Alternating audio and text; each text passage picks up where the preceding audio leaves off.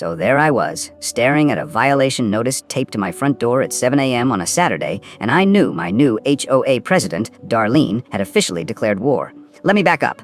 I'd lived in Meadowbrook Commons for 8 years without issue.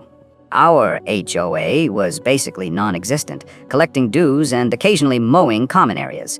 Then Darlene moved in, got herself elected president, and decided to become the neighborhood dictator overnight. My first violation, my mailbox was Hunter Green instead of Forest Green. I'm not kidding. She brought paint swatches to my door. The fine was $50. I paid it to keep the peace, thinking that'd be the end of it. Wrong.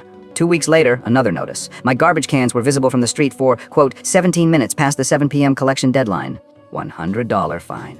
Then, my garden gnome was non-regulation lawn ornamentation. Another 100. She was fining me weekly, sometimes twice weekly, for the most absurd violations imaginable.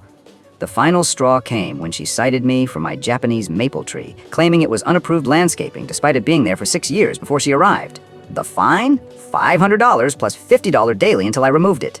That tree was a gift from my late father. I wasn't removing that tree. Instead, I did what any reasonable person would do. I requested a full copy of the HOA bylaws, all amendments, and every architectural guideline ever passed. 347 pages of pure bureaucratic gold arrived at my door. I spent an entire weekend reading through this monstrosity with highlighters and sticky notes, and folks, I found it. The golden ticket, page 212, subsection D, paragraph 4. Any HOA officer's property must maintain exemplary compliance with all guidelines as a model for the community, not regular compliance. Exemplary compliance. Monday morning, I grabbed my camera and took a walk. Darlene's house was a treasure trove of violations. Her mailbox had a decorative flag, strictly prohibited under page 47. Her driveway had an oil stain, violation of appearance standards, page 93. Her porch light was 60 watts, not the required 40 watts, per page 106. Her roof shingles were weathered gray when only slate gray was approved back in 2019, an amendment she herself had championed. I documented everything, submitted formal complaints for all 19 violations I found. Per the bylaws, I quoted, since she held office, each violation carried triple the standard fine. The look on her face at that emergency HOA meeting was worth everything. She tried arguing the rules didn't apply that way. I simply read her own words from the bylaws.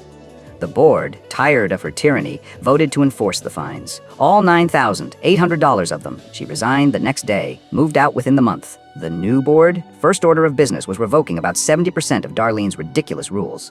My Japanese maple still stands tall in my front yard, and my garbage cans can stay out an extra hour without the fine police showing up. Sometimes the best revenge is just reading the fine print. What's the pettiest rule your HOA ever tried to enforce?